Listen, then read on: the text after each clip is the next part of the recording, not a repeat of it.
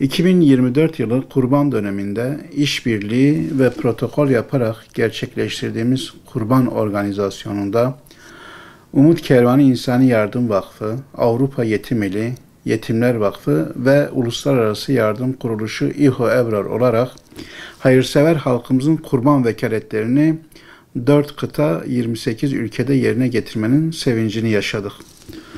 Kurban organizasyonunda 4 yardım kuruluşu olarak aylar öncesinde başlayan kurban hazırlıklarımız halkımızın Allah'a yakınlaşma vesilesi olan kurban ibadetini doğru, sağlıklı ve hijyenik ortamda yerine getirmeleri ve kesecekleri kurbanlıkların da kurbanlık vasfını taşımaları için veteriner hekimler kontrolünde hem yurt içinde hem de yurt dışında kurban alımları yapılarak vekaletler yerine getirildi.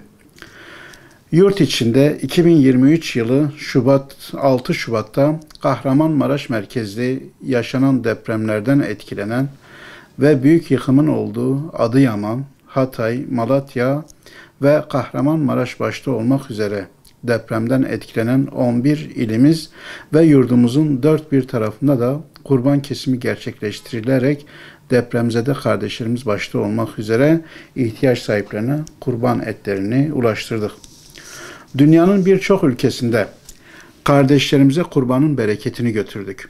Kurban kesimi gerçekleştirdiğimiz ülkeler Asya'da Filistin, Gazze, Yemen, Afganistan, Bangladeş, Arakan kampları, Pakistan, Nepal, Sri Lanka, Kamboçya, Filipinler, Irak, Erbil ve Halepçe'de.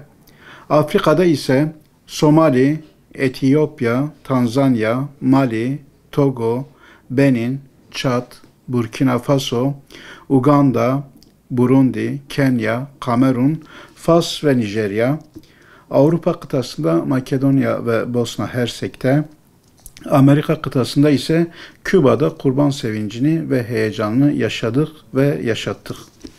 2024 yılında 4 yardım kuruluşu olarak Türkiye'de 1952 hisse, Asya'da 4495 hisse, Afrika'da 23612 hisse, Filistin'de 228 hisse, Yemen'de 4126 hisse ve diğer ülkelerde 70 hisse olmak üzere toplamda 34.483 hisse keserek elde edilen 590 ton kurban etini 202.073 aileye ulaştırarak yaklaşık 1.010.365 kişinin faydalanacağı şekilde kurban organizasyonunu gerçekleştirdik. Kurban ibadetini en güzel şekilde yerine getirmemize vesile olan başta hayırsever halkımıza ve bu organizasyonda gece gündüz demeden fedakarca çalışan tüm üye ve gönüllülerimize teşekkür ederiz. Rabbimizden kendilerine kat kat ecirler vermesini ve kendisi için kesilen kurbanların kabul edilmesini dileriz. Bu vesileyle bir kez daha tüm kardeşlerimizin geçmiş kurban bayramlarını tebrik eder, savaşların sona erdiği, adalet ve huzurun hakim olduğu günlerin gelmesine Rabbimizden niyaz ederiz.